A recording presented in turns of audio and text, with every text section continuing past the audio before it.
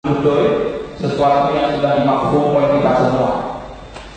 Uroyo untuk mempersingkat waktu, pimpinan beserta rekan-rekan yang berhadir sebaiknya harus nasabah komite bersama yang dirumuskan oleh DPR Kabupaten Kota bersama dengan DPR menyatakan perpanjang diskusi bahwa persoalan kanun bendera Uroyo diskusinya ada pasal diskusi di DPR, diskusi ada pansus sebelumnya, kemudian kita bentuk pansus baru seperti yang kita sampaikan. Tanyo menetaplah hati masing-masing yang hadir oleh fraksi Partai Aceh mantu didukung dalam perjuangan Aceh.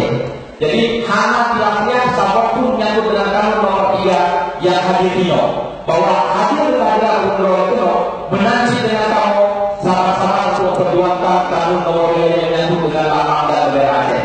Yang dijuali pribadi menyatakan bahwa anggota DPR dari fraksi Partai Aceh yang sudah bekerja maksimal dengan membentuk pansus untuk penyelesaian. Kemudian kembali akan sampaikan kita sudah pernah memanggil gubernur, tapi gubernur mengirimkan tim yang terlibat sejak awal dalam pembahasan rute di Sulawesi, Jakarta, Kalimantan. Mereka menyampaikan bahwa sudah selesai persoalan kanun bendera. Tadi bendera juga sudah selesai. Lembaga selaku ketua administrasi sudah menyampaikan surat ke pimpinan melalui gubernur sudah meminta pertemuan dengan presiden, tapi sampai sekarang surat itu belum dibahas untuk menyelesaikan perkara bendera ini. Kalau sepakat kita semua, Uroyo maju deklarasi bersama, maka pegang ketua atas nama pimpinan DPR dan presiden Partai Aceh pimpinan DPR Kabupaten Kota Aceh sebelum ayat berdoa pada 2016 bendera kita berang harus dipakai.